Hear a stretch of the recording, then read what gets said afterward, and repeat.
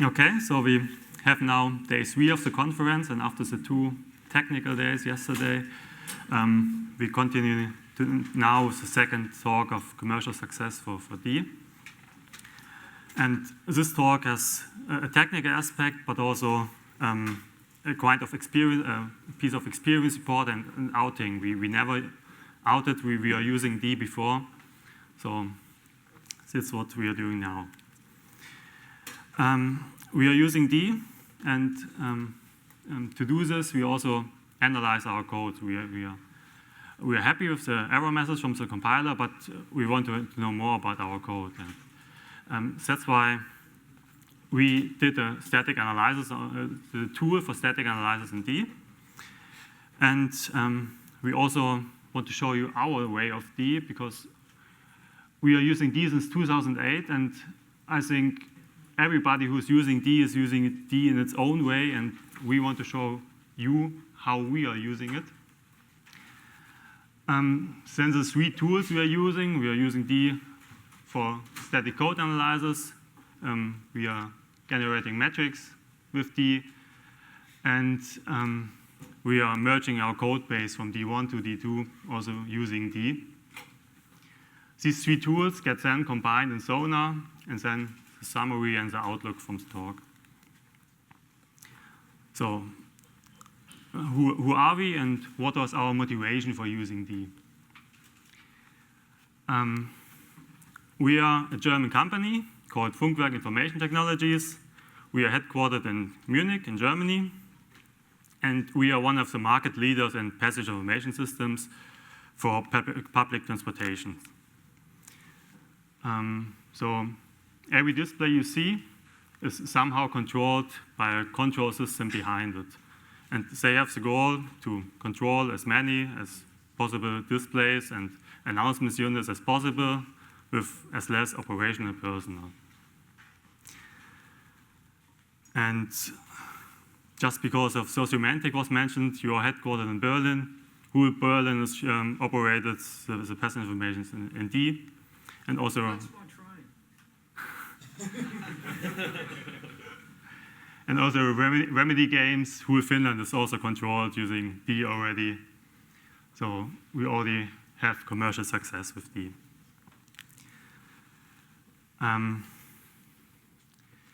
But having a large code base in D also let us think about several coding conventions we have. We want that our code looks similar. So we are checking out the Sun Microsystems rationale, and they said, well, code conventions are quite important for programmers for a number of reasons. They mentioned the maintenance costs. I think 40 to 80% are quite less. I think we have much more of lifetime costs for software. And another fact is that when you write software, I think after 1 or 2 years, then the main maintainer of the software just leaves, or just has no interest on software anymore. So, especially in open source, it's hardly that any software is maintained for its whole life by the original author.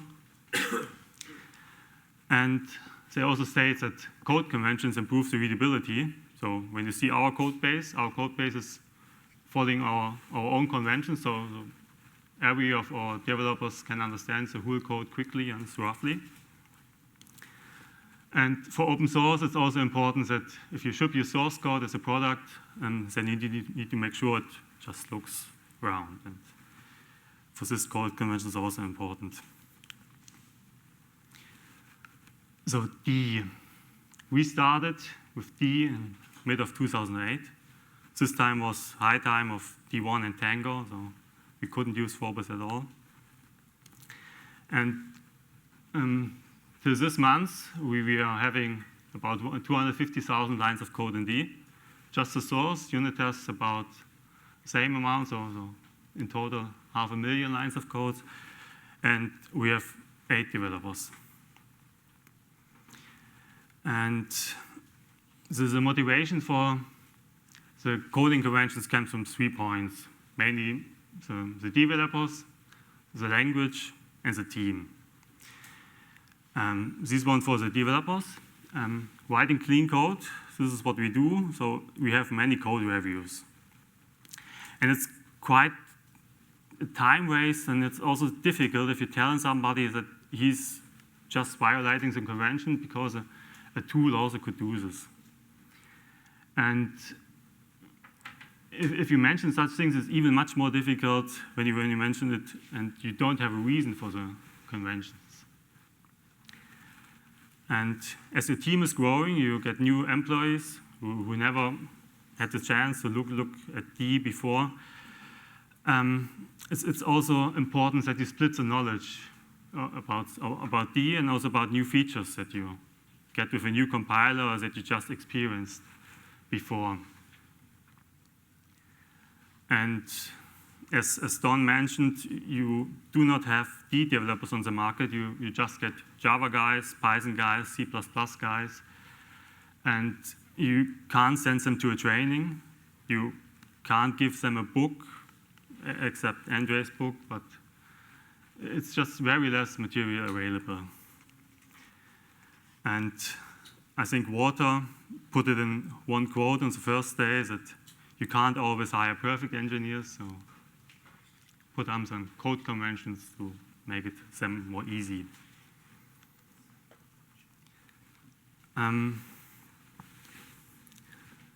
When you have a team, then it's also important for the team that they have a common understanding of the code. And the need for such conventions is increasing with the size of the team, with the distance of the team members, and with the cultural differences. For example, we have our headquarters in Munich. We have one guy, D, in Berlin. We have sometimes people in China helping us. So it's quite nice to have a tool for checking the main conventions and the other things we are checking by reviews. And when you see the languages, C++ evolved and has many books about how to code good C++ code. Even Java has, but I think nobody wrote all the a book on D to how code efficiently, what are the best practices.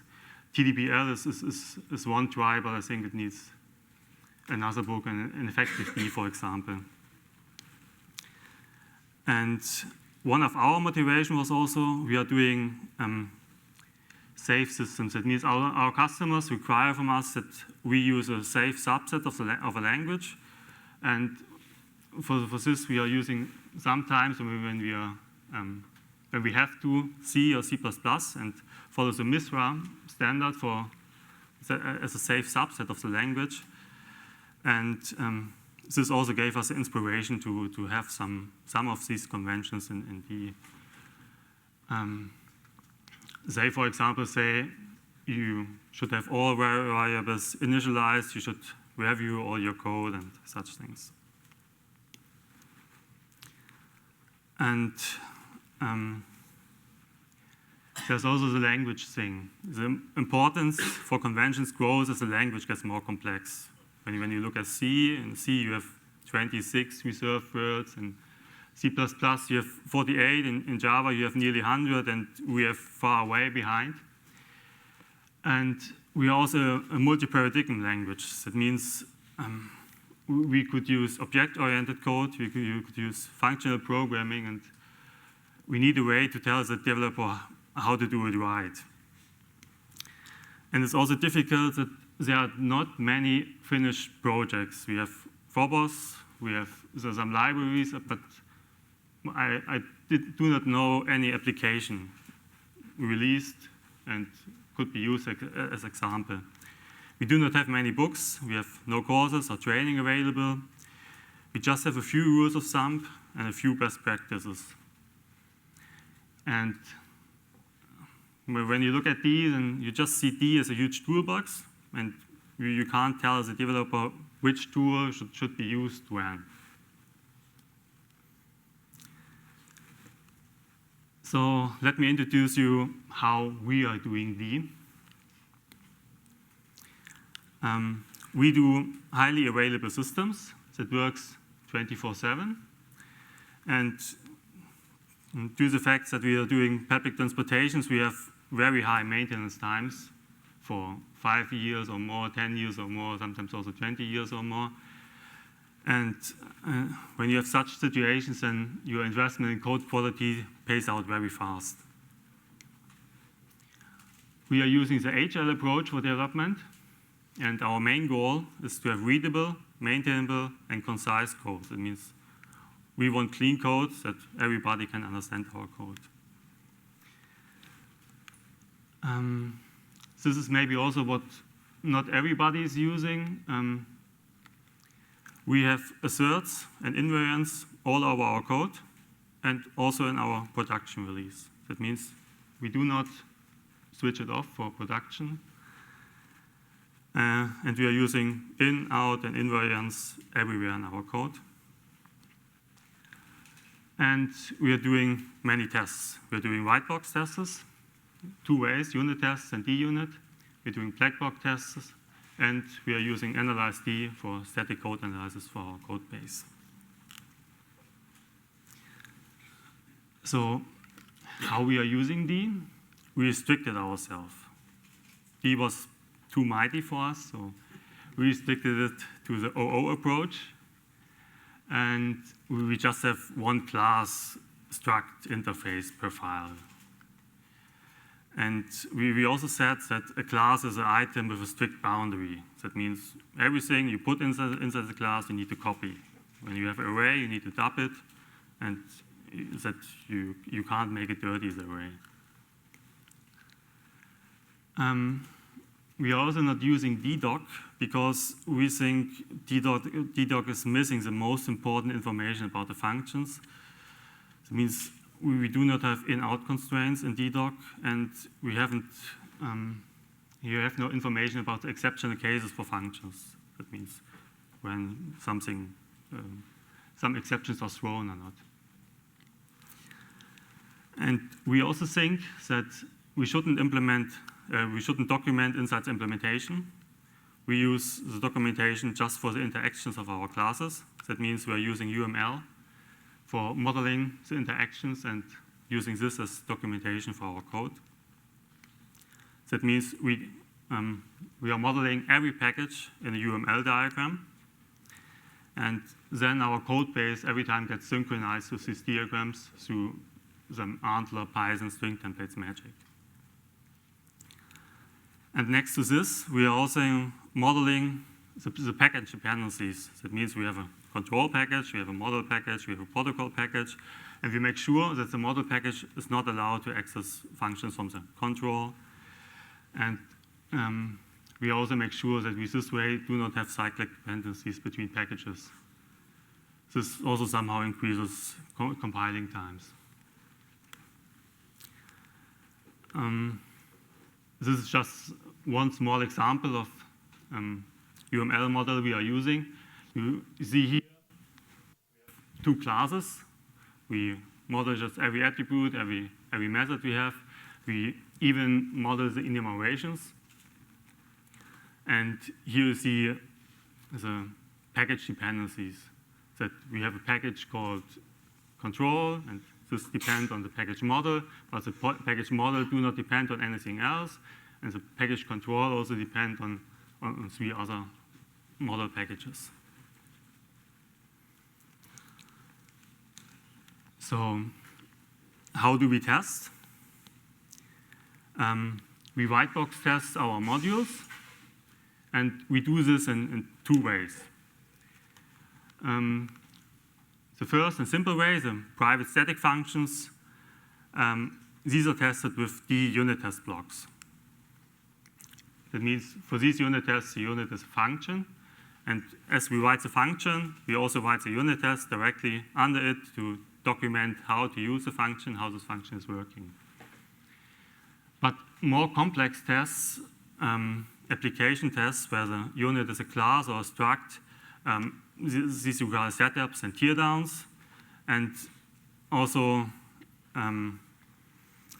as mentioned yesterday, you also want to have a name for for your test cases. You want to filter them.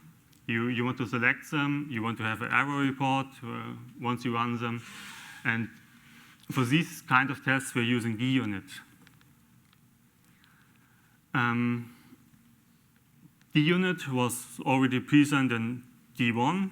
Then this code base hasn't been emerged to D2. Then a new guy came to make a new approach to DUnit in D2, but then we couldn't reach him. We wrote him emails, we wrote him GitHub patches, but we couldn't reach them. So we forked it, and here you see our link to DUnit, and it's just maintained by Super Mario.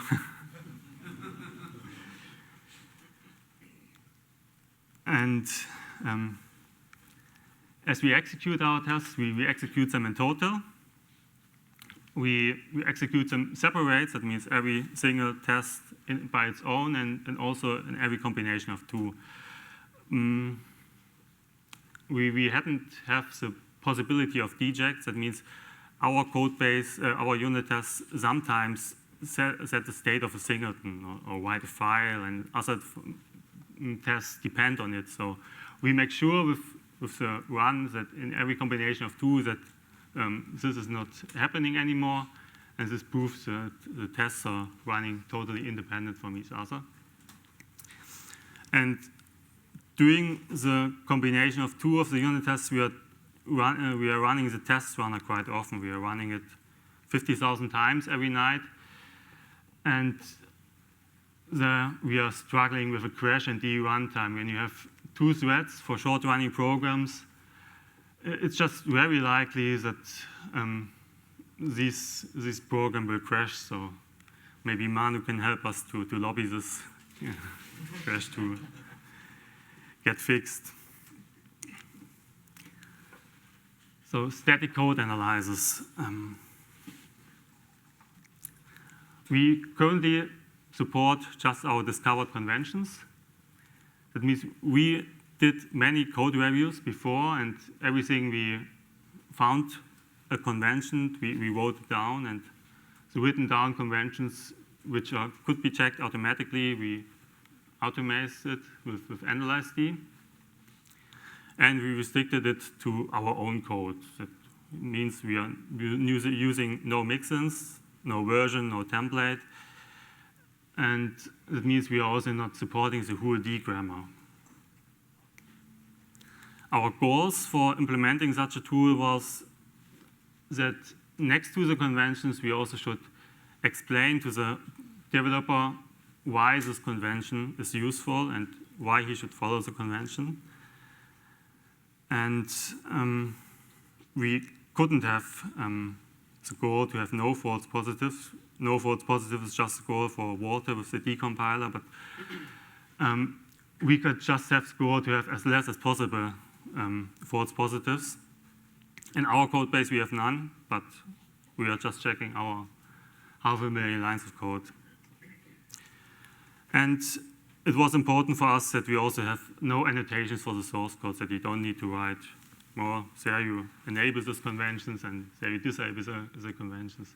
We just have seen it from the MISRC. When you use such a tool, then every line mention there, this convention should work, they are not, and why not, and we just didn't want to have this. We want our code clean, and that the program and the developer could understand it. So we divided our coding conventions into several categories. This is still the Christmas edition, so it's quite a bit old. We have bad practices, we have coding issues, we have metric issues, we have semantic issues, and we have style issues. And I'm going to show you just some examples now. When we analyze the code, we have 4 ways. We check the source code, then we take the source code, make the token stream out of it. From the token stream, we construct the AST, and on the AST, from the AST, we do the semantic analysis, and each step could be used for several code convention checkers. So even if we can't parse the code completely, we are able to spit out some conventions.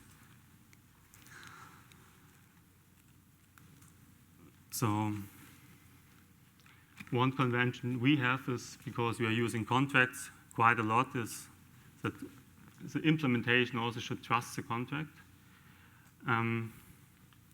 We have here one method foo.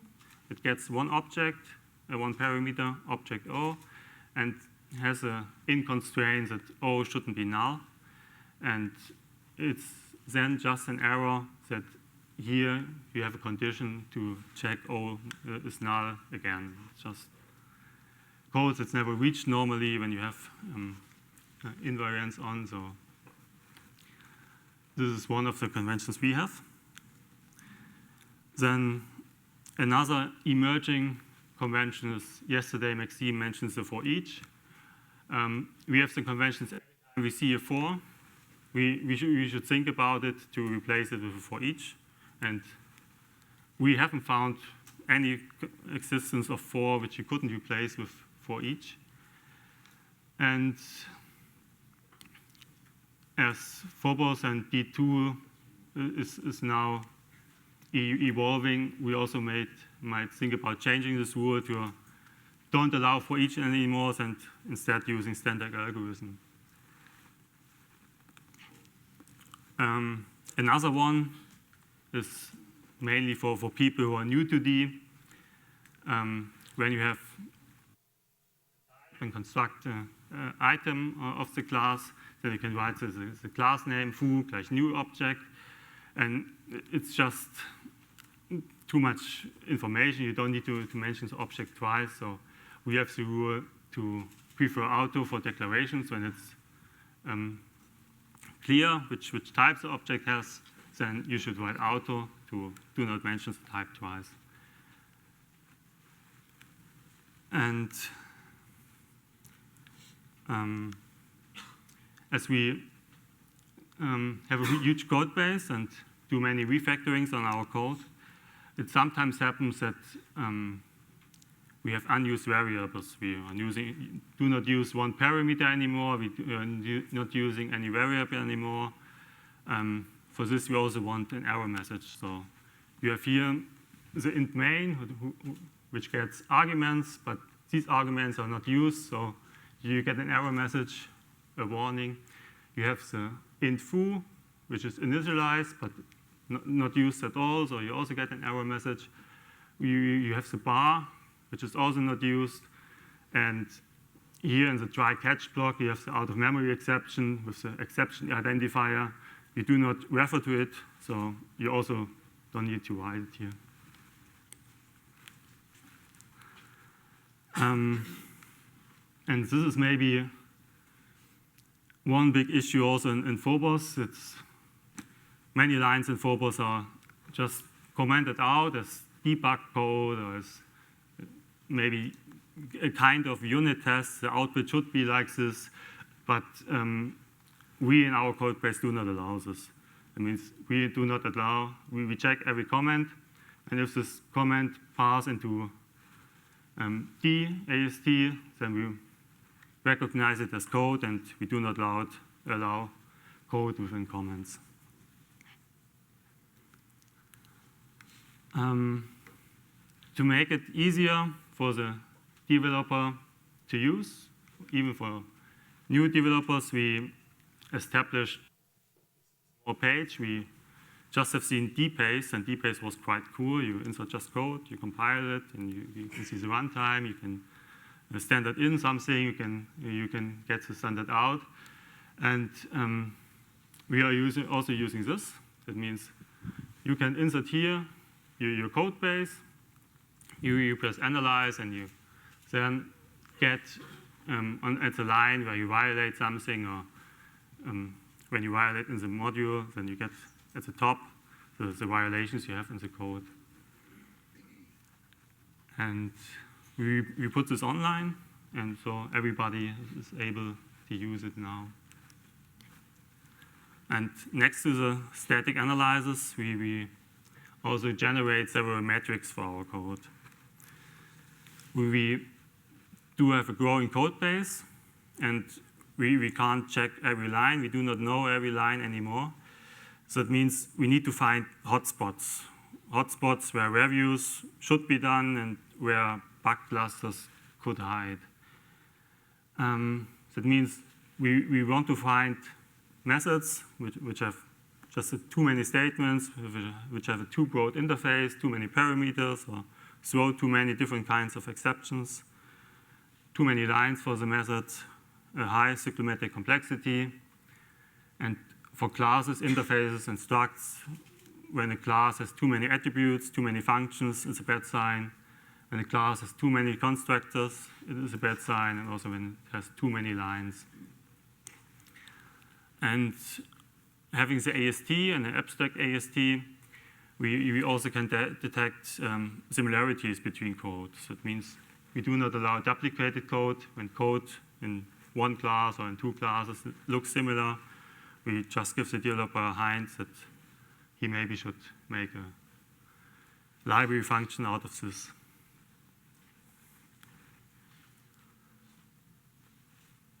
So our analyzer checks the code base, and for metric violations, we set the limits quite high, that we do not violate it so easily. So we do not allow, for example, when you have 4 control structures in each other, then as just then we mention it and say, maybe you should think about the code, maybe you should refactor it. And this is also available on the home page, on the page. You insert your code, and then you get a diagram from the functions you have, and you see, oh, this function has cyclomatic complexity of 5, and the other one 2, and one is 20, so maybe you should refactor the 20. The function with the 20 cyclomatic complexity with the most statements, or which is just too deep. And another aspect we had with our code bases that we every time want to use is a newest compiler. That means we also stick to Tango D1 quite a long time, and then Tango get ported to D2, and we had the possibility to switch D2 to D2. But our code base was just too huge to do it manually. So we also automate this. Due to the fact that 250,000 lines of code are unit tests for us, and we're using DUnit, and DUnit from D1 to D2 is a little bit different. So our highest migration effort was in the unit tests, so we mainly concentrated on this point. And writing such a tool from D1 to D2 is just not possible, as you also can't automate C# conversion to D with a tool. So our goal was just to automate 80%, and the interesting 20% we let the developer do. So just some easy example rules. When we see in D1 code character array, we just replace it by string. We remove the parents from template calls. And as we also switch from Tango to D, we are also replacing Tango format strings with standard string format. So it's quite handy for the developer to update to D2.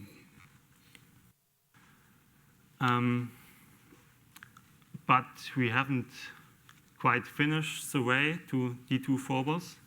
We are still depending on Tango and currently just on XML and logging. So maybe somebody's writing standard logging and also find a way to make the Phobos XML parser a little bit faster. It's just too slow for us to use it currently.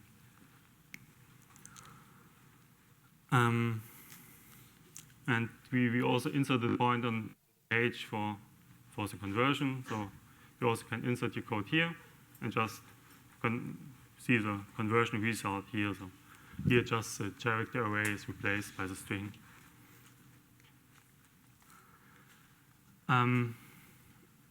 For many developers, this is just too much information. You do not want to know every psychometric complexity of your function, how deep it is, where the violations are. So we checked for a tool, and we found one very nice tool. It's called Sonar. And I think it's an easy way to start with coding conventions. And you guys already have several D projects out there, and they have different style, different quality, and also if you see one D project, and even in some modules they change. You also have a D style on the homepage, which defines some naming conventions, how you should declare something, that you shouldn't use a C++ declaration styles, that you should use D declaration styles, that you should have one statement per line, that you should use spaces instead of tabs, that you should use braces on the single lines, and quite a difficult to check that you should avoid over full lines, not too many lines over 80 columns. This is quite easy to have. So we would host one Sonar. We could insert an FED project, and we could check the D style if you want. So I will show you how. When you have coding conventions, it's quite, and you have an existing code base, it's quite difficult to start. So one way to start is to just analyze the increments, or to analyze the code base and you increase the number of active conventions. So you just, at the beginning, do not allow unused variables and switch on more and more conventions as you go. And to help this, there's Sonar. Sonar is an open source web-based solution for quality checks. That means every time you commit something, it's like continuous integration. It just continuously quality inspect your code. And it hadn't had a plugin for D. It has plugins for many other languages we're also using, C++, Java, Ruby, Python. And we wrote a plugin for D. That means now Sonar is also capable of understanding D and give you hints about coding conventions. And it's also quite handy to have Sonar, because in Sonar then you can enable project-specific settings. That means you don't need to have a static analyzer and have all the configurations there. You just have the configuration in Sonar. That means in Sonar you set up your project and set there you want to check these conventions, and in these files you want to ignore the conventions, and for this Sonar is quite handy. And this is an example of the Sonar homepage. This is just one project. It's called Nemo, and they analyze their code base, and you just get everything you want. You have a heat map, and where it's maybe red or yellow. You could check more detailed in it. You have a list of conventions. The conventions are structured into major violations, minor violations. So maybe first you check some major violations to find your bug clusters. And we think it's an easy way to introduce static analyzers to your code.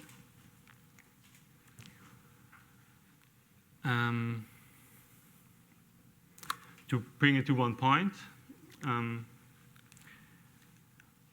we deployed these systems already to nearly all over Europe in passive information systems. That means for us, D can be used in commercial softwares. We are also merging our code base to D2. We haven't finished. We are still learning, so our D2 conventions will evolve. For example, we are still using synchronize. Synchronize is just the D1 way, and we haven't found the time to change our code base to the D2 way. And as we are using AnalyzeD, we also found several hidden bugs within our code base. And when we are now doing reviews, we do not need to mention the boring conventions the tool could check, because the developer, as its own, could use it to check the code before and then give it to the review. And the outlook is, I would like to use an available D frontend, maybe also using Antler. For this, it would be important for us to get a D grammar published online and updated with every release of the compiler. I don't know if this is possible. One point is also we are going to populate dlang.funkwerk.itk.com just to show other people we are using D. So this page will host our checker, our D unit, links to, we are currently doing an Antler D runtime for D.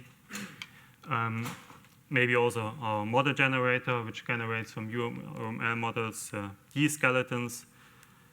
And this will also host a Sonar page where we could check other D projects. And hopefully there also will be some guy who's writing some more books on D, and maybe effective D would be a nice title. We just want to have more best practices and rules of thumb. Yeah, and that's it.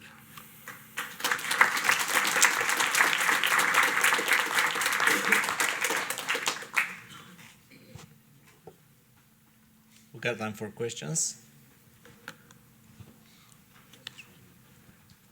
So for the UML, do you actually well, the tools don't support it, I imagine, D out of the box. So do you do round trip, and do you actually model the methods? And did you get, I guess, out of 8 developers, did you get any pushback for people who just want to write code? We are using the model to generate the skeletons. It means we are just generating the class, the attributes, and the functions. And the developer should write the body code, the implementation of the functions. And then we are using Antler and string templates to synchronize this every time. That means once you change the model, you add a new method, then this method will be added to the D class, and the existing code just will stay there, and the developer has to add new code to the new class. And also when the developer change code, it just will stay. So yes, we synchronize it.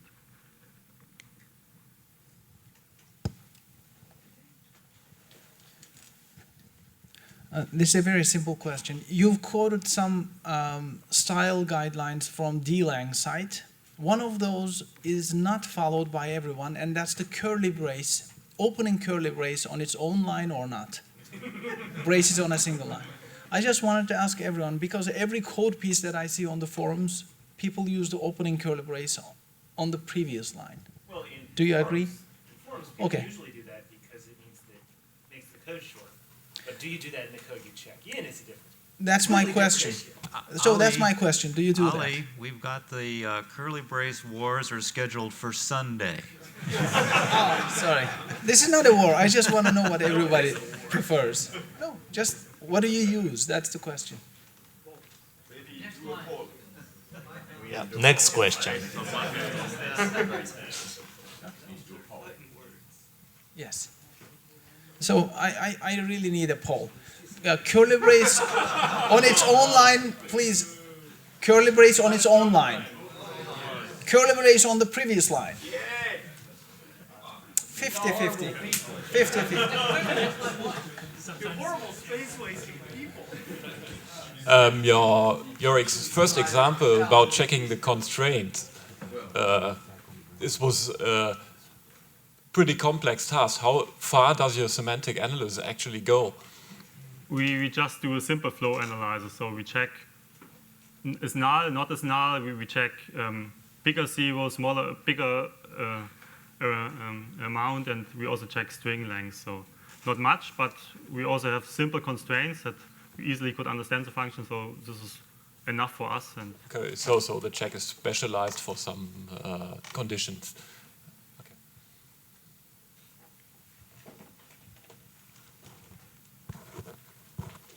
So a quick remarks, the tool is called AnalyzeD, and if I look that into Google or whatever, I have absolutely no way to find it, because I would find so much irrelevant stuff, right?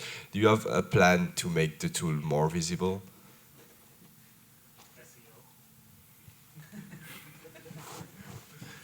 It's a great question. Reminds me of Ben's deject, which is a good keyword to search for. You just like, I don't know, destroy or something. Question?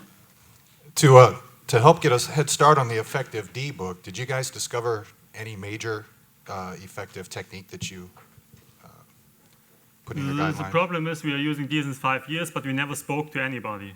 So I think we are just using D our way, and we are not sure if it's also the way you are using D. So we have some best practices, but just ours. So. Well, you might have discovered something that's better than what everybody else is doing. You gotta have.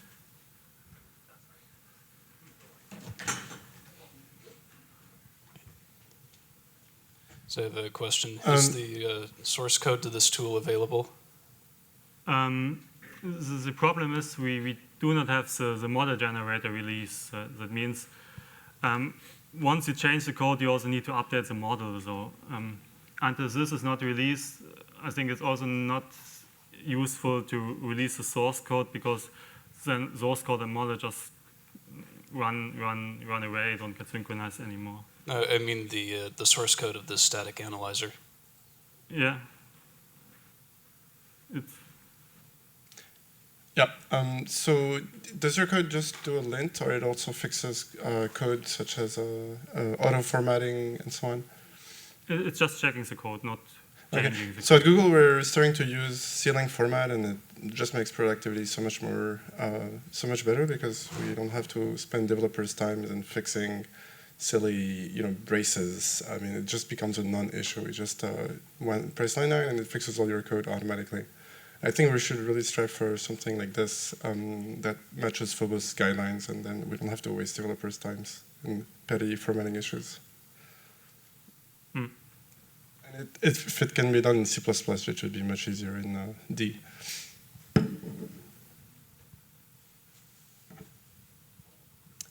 Thank you, Stefan. Thanks again.